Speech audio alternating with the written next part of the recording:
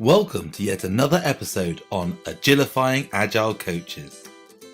Please don't forget to like and share these videos, and if there is something you disagree with, please reply in the comments. The more of these videos can induce discussion, the better as far as I'm concerned. The title of this video, episode 4, is Purity versus Pragmatism, Dissecting the Core. We are now halfway through our journey in these videos. We have explored a range of practices into agility, and now I'd like to turn our lens onto agility itself. As a Scrum person and a certified Scrum trainer, I am quite strict about the base core practices of Scrum. And that's for one simple reason. I have found through my own experience and through the experience of others around me that keeping discipline around those patterns helps. It helps us deliver better software, helps us deliver better products, helps us deliver better value. This is contrasted to when we have adopted those patterns in a weak or piecemeal fashion, when it doesn't work that well. So, in that sense, I guess you can call me a purist. Now, the trouble with the phrase purist is it can give people the wrong idea. Brings to mind the zealot, the fanatic, the person unconstrained by real-world concerns. Those people may prefer the term pragmatic. We want a pragmatic coach who can help us make this work in the real world. Now, I adore the phrase, the real world, as if all us agile coaches are living in Narnia. I used to lash back at that type of phrasing until I realised by overreacting to it, all I did was give them evidence that I was indeed the zealot they feared. Then I had a realisation, a revelation. I am pragmatic. I am a pragmatic coach. How? Well, I could argue that these last 3 episodes have been all about pragmatism, taking and adjusting good practices to suit teams in different contexts, understanding the inherent agility of Agile. But it's more interesting than that. The term pragmatism means an approach that evaluates theories or beliefs in terms of the success of their practical application.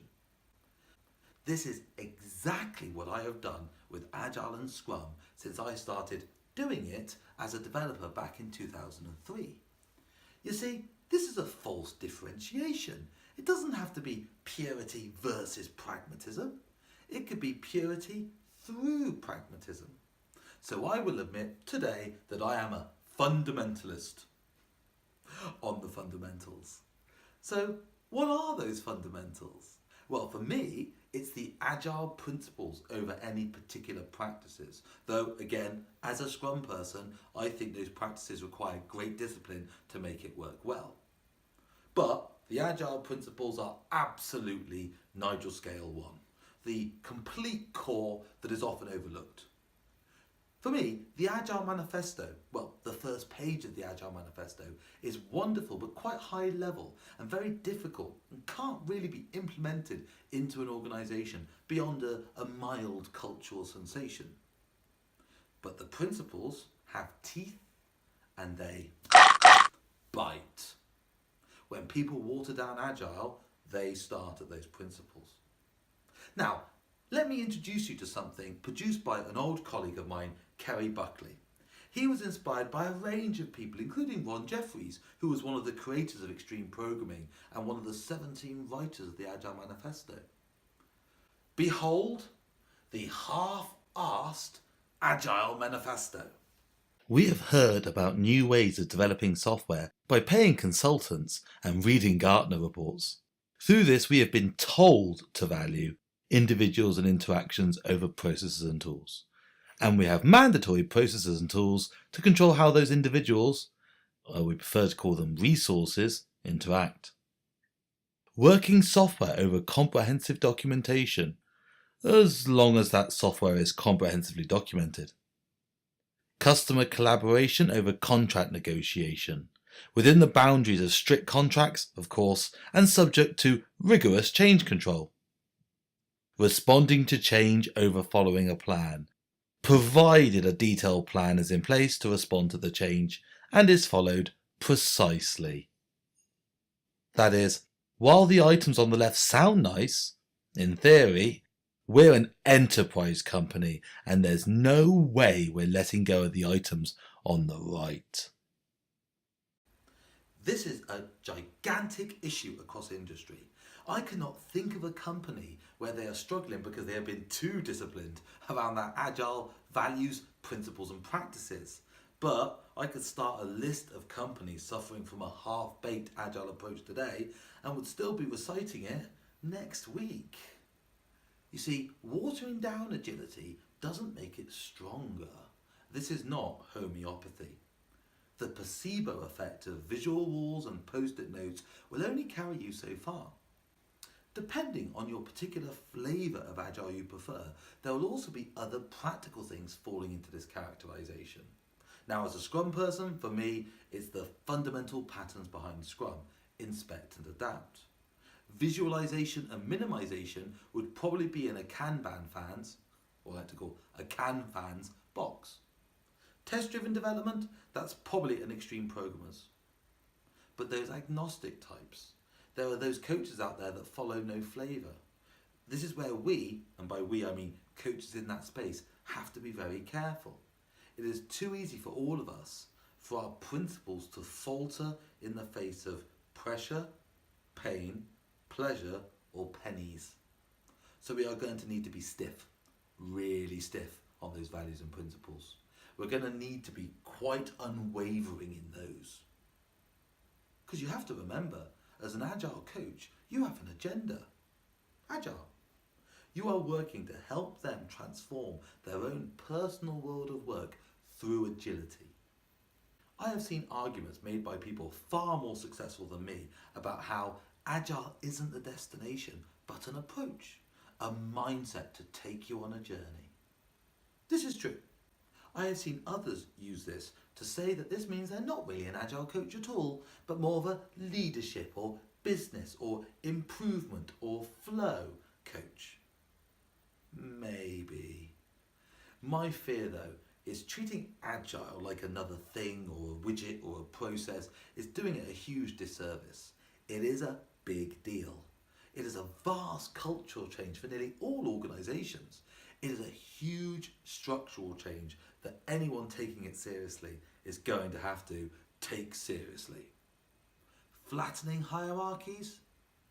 Well, that's a euphemism for large reduction of middle management roles. This is, as I said before, a big thing. It is not just another tool in your toolbox. If it's just another tool in your toolbox, then you're probably not being pragmatic.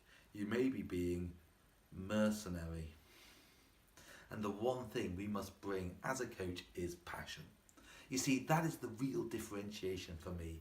Passion versus cynicism. The one thing you can bring as a coach is positivity, and enthusiasm. It takes no training, no certificate to be an engaging and upbeat person. This makes you very different, by the way, from a traditional life coach, for example, who is supposed to keep constant neutrality. So, those issues brought up by methodologization, corruption of the coach's behaviour, and the deconstruction and thus destruction of the fundamentals of agile approaches and Scrum, well, they can be mitigated by a strong focus, a deep appreciation, and discipline around the 12 principles of agile. Be aware though, we still want to ensure those principles are not treated like dogma or like religious texts. We should, as coaches, be able to build them with a team from first principles. Whilst that may be overkill in some situations, having the ability to do so when needed will increase buy-in. I have found myself, I need to do this more with senior management. Get away from the jargon, get away from the buzzwords and get back to basics and then build from there. So education and coaching of the principles can be done through different stances, whilst perhaps reinforcement or defence of those principles can be done with more direction if needed. And that's easy, right? Well, let's look at some of those principles.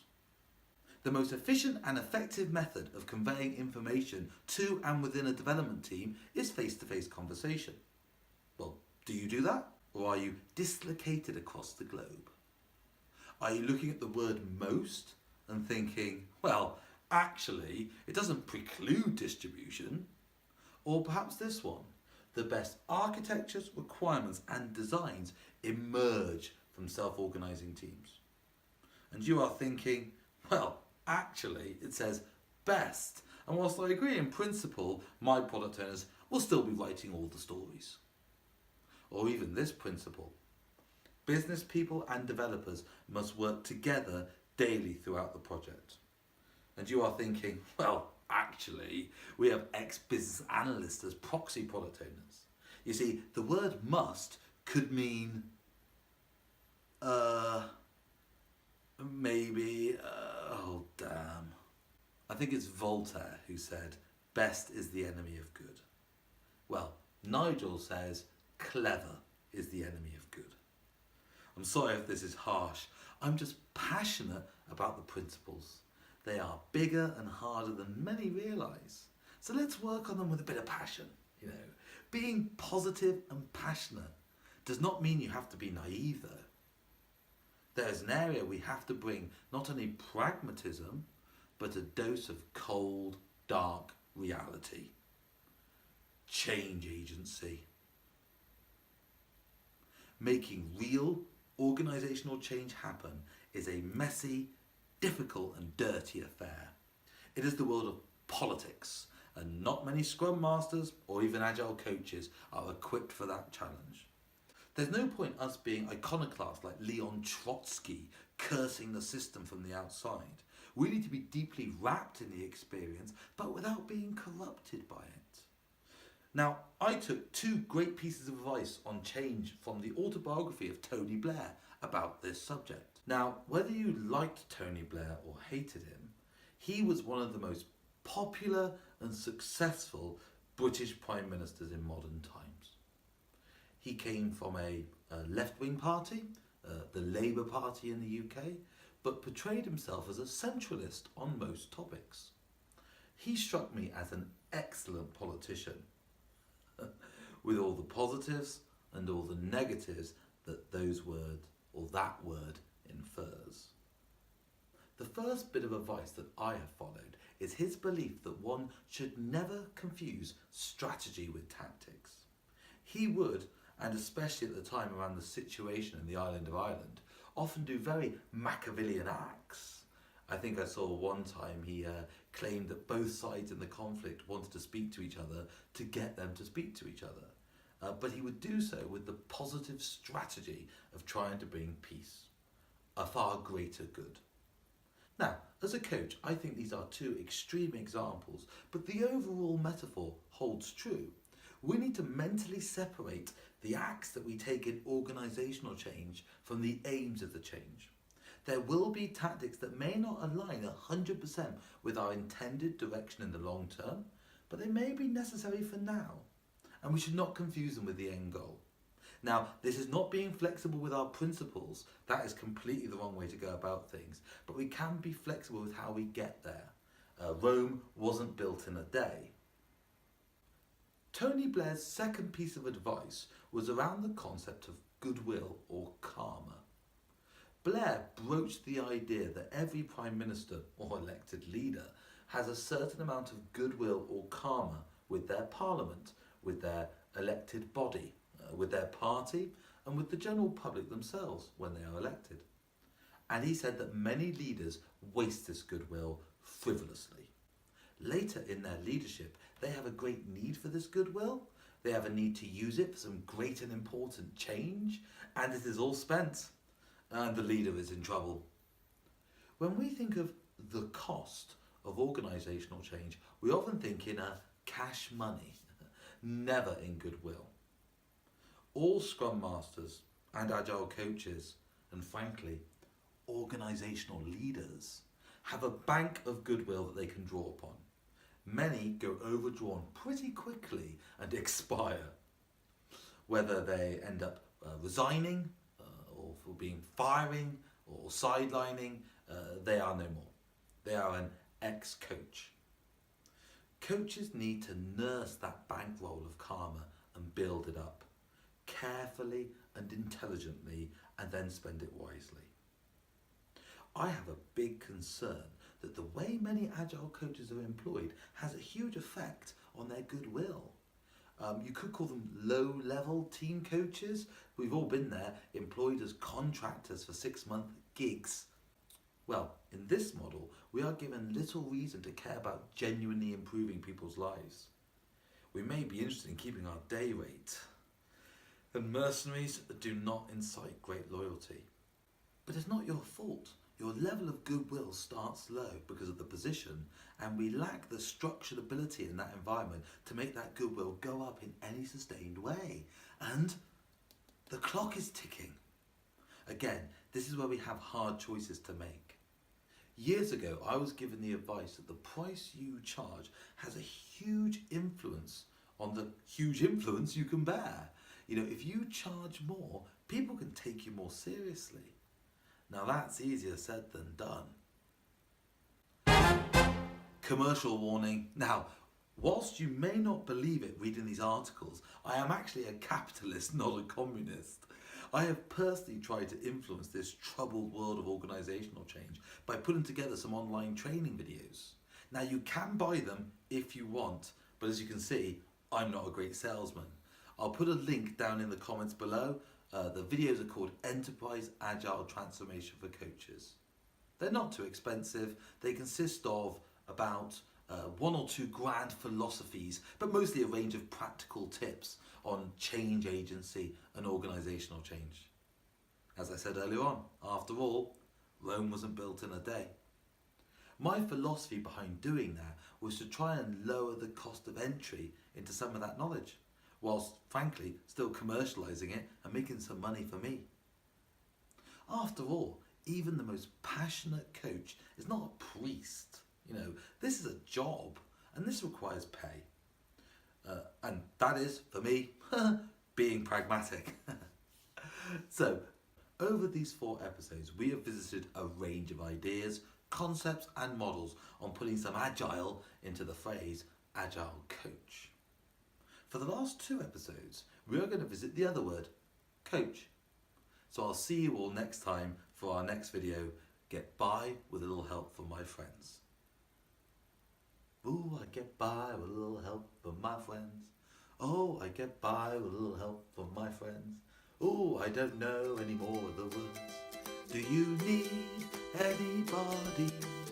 I need somebody to scrum.